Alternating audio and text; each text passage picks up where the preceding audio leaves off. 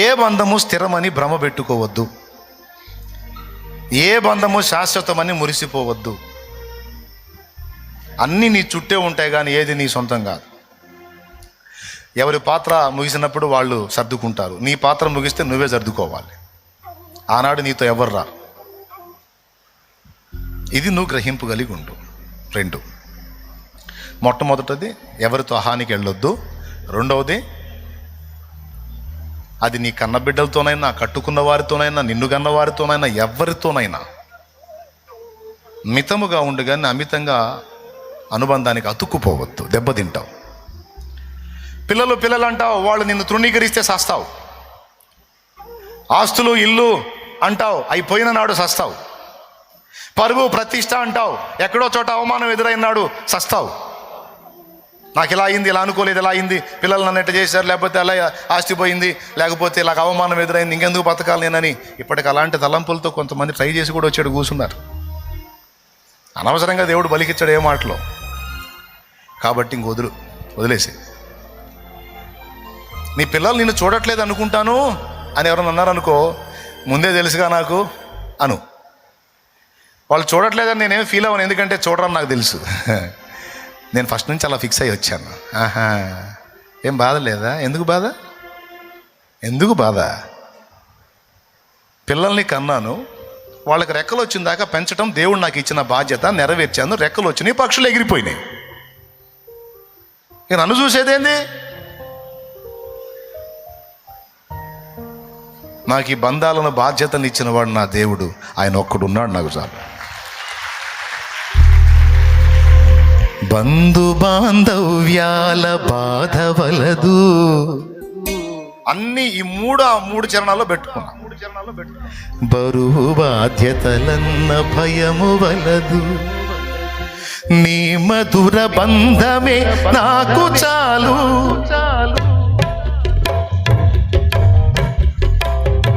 నీ మధుర బంధమే నాకు చాలు, నీవిచ్చు భాగ్యమే నాకు మేలు, నీవిచ్చు భాగ్యమే నాకు మేలు, నువ్వు హెచ్చు కార్యమే నాకు చాలు. నేను హెచ్చడం కాదు నా తండ్రి, నువ్వు హెచ్చు కార్యమే నాకు చాలు, నువ్వు మెచ్చు కార్యమే నాకు చాలు. స్తుతి నీకే నా ప్రభు, స్తుతి నీకే నా ప్రభు, స్తుతి ఘనత మహిమలన్నీ నీకే యేసు ప్రభు. దేవునికి మహిమ. ఇల్లు ఉంది, అప్పులు ఉన్నాయి, ఏం చేయమంటావన్నా అంటారు. నేను చెప్పేది ఏం తెలుసా? అమ్మేవయా? ఇల్లు అమ్మితే పరువా నీ బొంద? అమ్మే, అడిగేవాడిని లేకుండా చేసుకో, అద్దె ఇంటూ ఉండు. ఈ ప్రపంచమే మనకు ఒక అద్దె ఇల్లు. సొంత ఇల్లు ఎవరికుందా? సొంత ఇల్లు ఎవరికుంది? సొంత ఇల్లు ఉంటే ఇంట్లో శాశ్వత కాలం ఉండేది. మీకేమైనా ఇబ్బంది కలుగుతుందా? నడువులు లాగుతున్నాయా? లేదన్నా ఇంపార్టెంట్ చెప్పానంటే చెబుతా. చెప్పమంట? మరి టైం చాలా అయిపోయిద్దేమో.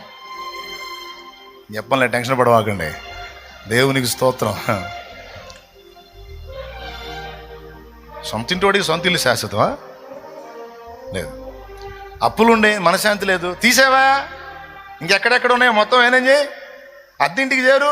అడిగేవాడు ఉండడు, కష్టపడు, తెచ్చుకో, తిను, ప్రశాంతంగా నిద్రపో, నెలకు అద్దె కట్టుకోపో. నీ ఇల్లు కొన్నవాడికి ఏం మిగిలిద్ది? అద్దె తప్ప ఏం మిగలదు. దేవునికి స్తోత్రం. సొంత ఇల్లు అన్న బిల్డప్ తప్పితే, కొంచెం అద్దె సేవ అవటం తప్పితే ఏం మిగలదు. కాకపోతే నువ్వు అద్దె కట్టుకుంటున్నావు, అంతే తేడా. కానీ అడిగేవాడు లేడు, ప్రశాంతంగా ఉండు. పొలం ఉంది, అప్పులు ఉన్నాయి, తీసే. ఎందుకు పద్దాకలదాన్ని ఆడబెట్టుకొని పొలం పోతే పరువు పోతే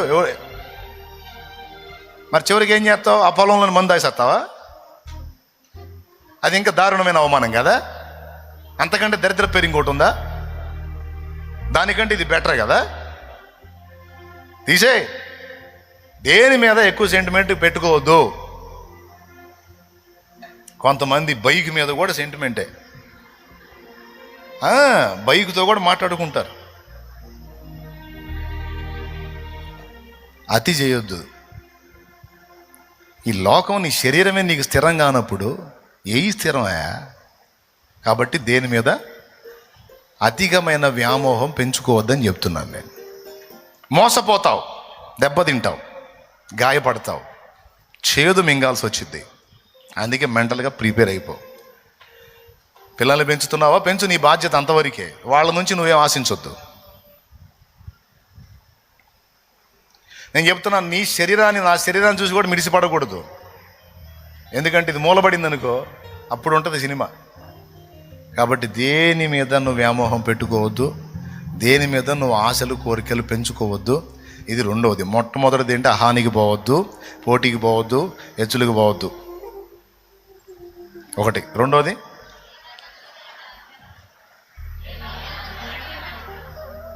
మూడోది ఏదో చెప్పినట్టున్నానే.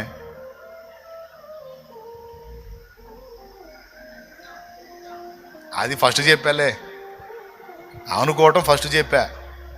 మూడోది ఒకటి చెప్పా. దేవుడు నీకు ఇచ్చిన దాంతో ముందుకు సాగు. నీకు వచ్చిందని ఎచ్చులు పడద్దు, లేదని కృంగిపోవద్దు. వచ్చిందని పైకి చూడొద్దు. నీ ఆరంభం ఎక్కడ స్టార్ట్ అయిందో అది ఎప్పుడు గుర్తుపెట్టుకో.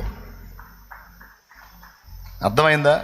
ఇప్పుడేదో వచ్చింది, అది ఎంతవరకు ఉంటుందో గ్యారంటీ లేదు. కాబట్టి దాన్ని బట్టి వెర్రవేయొద్దు. ఏమీ లేనప్పుడు ఎలా ఉన్నావో అన్నీ వచ్చిన నాడు కూడా ఆ దీన మనసు అలానే కలిగి ఉండు. విరిగిన అనుభవాన్ని ఎప్పుడు సాధన చేయి. విరిగిపో. భర్తతో భార్య గొడవ ఎక్కడొచ్చింది? అహంకారం కాడే వచ్చింది. అహానికి పోయినప్పుడు కొట్లాట. భార్యకి భర్తతో గొడవ, భర్తకి భార్యతో గొడవ అహంకారం దగ్గరే. పిల్లలు అహానికి పోయాయి. అందరూ గొడవంతా అహానికి కారణం, అహమే కారణం. ఆయన కాస్త ఎగిరాడు అనుకో, తగ్గించుకో. చిల్లులు ఏమైనా పడ్డాయా? ఎట్లా అంటాడా? అంత మాటలు ఎట్లా అంటాడు? అన్నోడు నోరే పోయిద్ది, దేవుడు చూస్తున్నాడుగా. నువ్వేమో ఎగబడతావు. నువ్వు ఆయన నాలుగు బాదుతాడు. నలుగురు వచ్చి పక్కింటి వాళ్ళు వచ్చి ఏంది అని అడ్డం తీస్తారు. ఆ 4 ఏళ్ళు 40 ఏళ్ళకి చెప్తారు. అది 4 రోజులు మ్యాటర్ అయిద్ది, ఊరు మొత్తం బాకిద్ది. ఈ చండాలం అవసరమా? పురుషుడు అహానికి పోయి వెర్రవీగాడు, నువ్వు తగ్గించుకో, నువ్వు విరిగిపో. లేదు భార్య 4 కేకలు వేసింది, నువ్వు అహానికి పోయి ఏంది ఎగస్టాల మాట అనొద్దు. అట్లా మాట్లాడొద్దు. అవ్వ పద్ధతి కాదు. నువ్వే దెబ్బతింటావు. దేవుడి ముందు ఉన్నామన్నా కొంచెం తగ్గించుకో, చూసుకో అని నువ్వు సైలెంట్ అయిపో. గొడవ ఉండదు. కానీ గొడవలన్నీ అహాన్ని బట్టే జరుగుతున్నాయి. కాబట్టి ఇవి మీకు లైఫ్కి ఉపయోగపడతాయి, జీవితానికి. వాస్తవాన్ని వాస్తవిక కోణంలో చూసి మీరు బ్రతుకుతారనే ఆశతో 2 విషయాలు మీకు చెప్పా. విశ్రాంతి మీరు కలిగి ఉండటానికి మొట్టమొదటి విషయం, ఆయన మీద ఆనుకోండి, ఆవేదన పడకండి, విశ్వాసం ఉంచండి. నా దేవుడు నీకు సిద్ధపరిచినవి ఏవైతే సిద్ధపరిచాడో ఎన్ని మలుపులు తిరిగైనా సరే నీ చేతికి వస్తాయి. అవి ఏం బెంగపెట్టుకోవద్దు. వాడు పొందాడు, నేను పొందలేదు అనుకోవద్దు. నా తండ్రి నీకు దాచిపెడతాడు.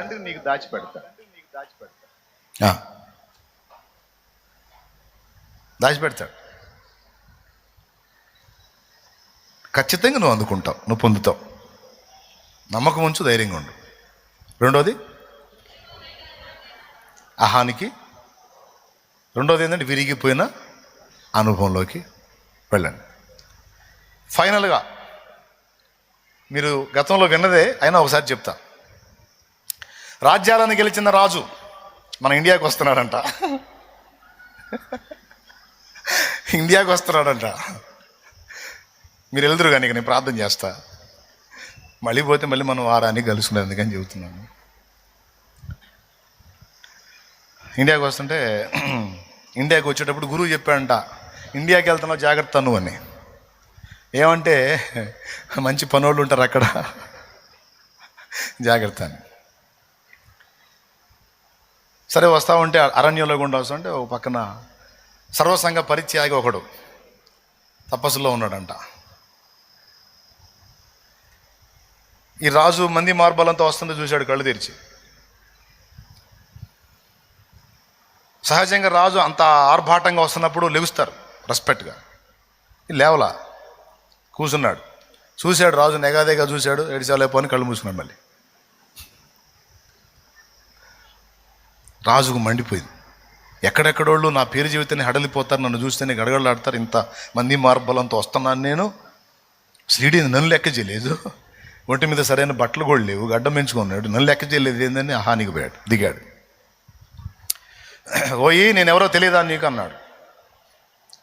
తెలుసుకోవాల్సిన అవసరం నాకు లేదన్నాడు ఆయన.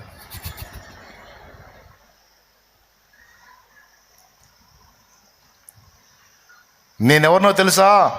భూమి మీద చాలా భాగం గెలిచిన రాజుని, భూమి మీద చాలా భాగం నా భూమే అన్నాడు. కళ్ళు తెరవట్లేదు, నువ్వు కళ్ళు మూసే, అంతెందుకు 6 అడుగులు చాలుగా అన్నాడు.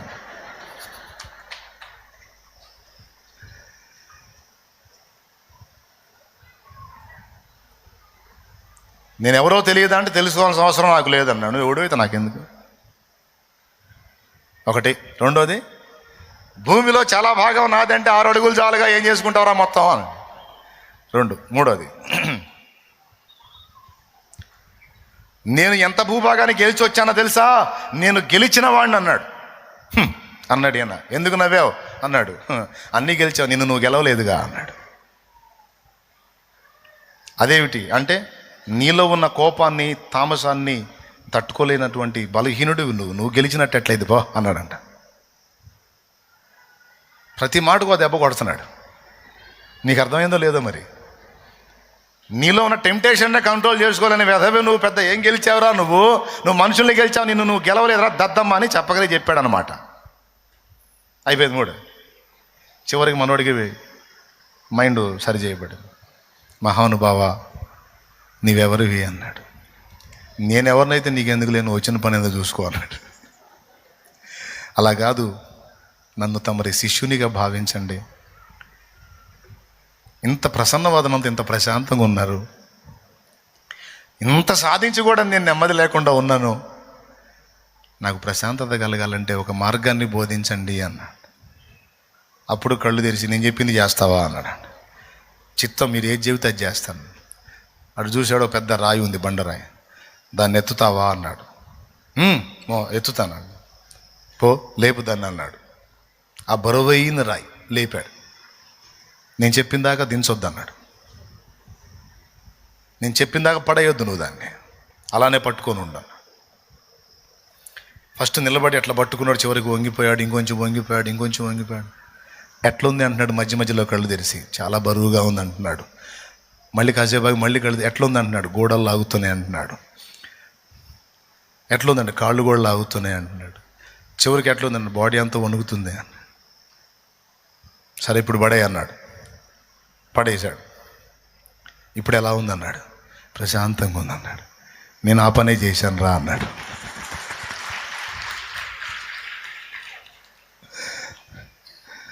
ఒక ఫ్యామిలీనే మొయ్యలేక ఈ గది పట్టా నేను.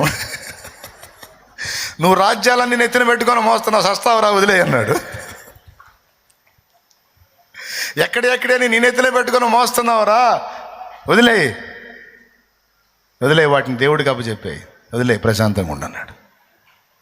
ఇప్పుడు మీకేమర్థమైంది? 30 బరువులతో వచ్చారు ఇక్కడికి, ఇప్పుడు లేండి, వదిలేసి లేండి. దేవునికి స్తోత్రం కలుగును గాక.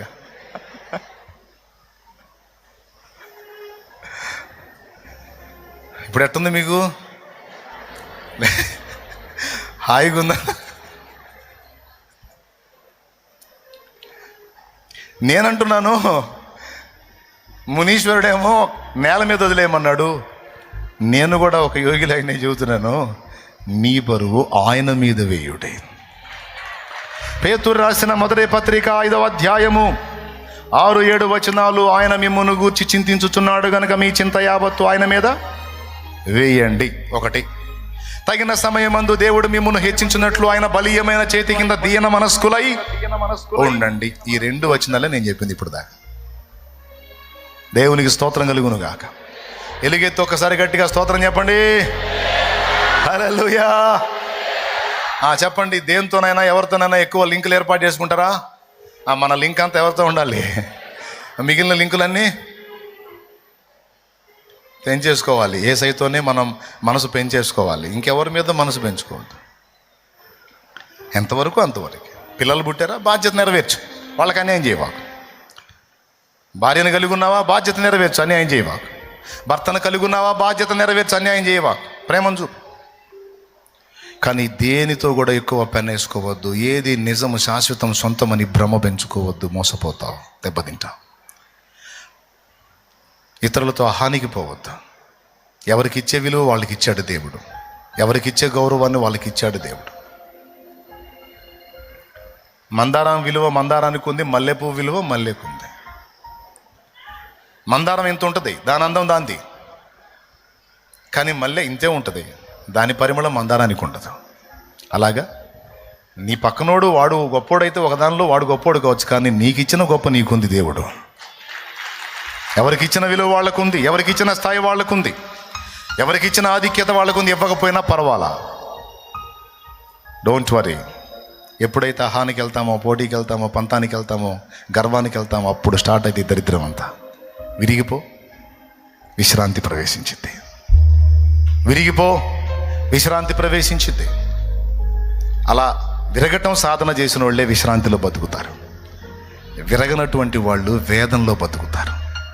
కృప మనందరికీ తోడై ఉండునుగాక.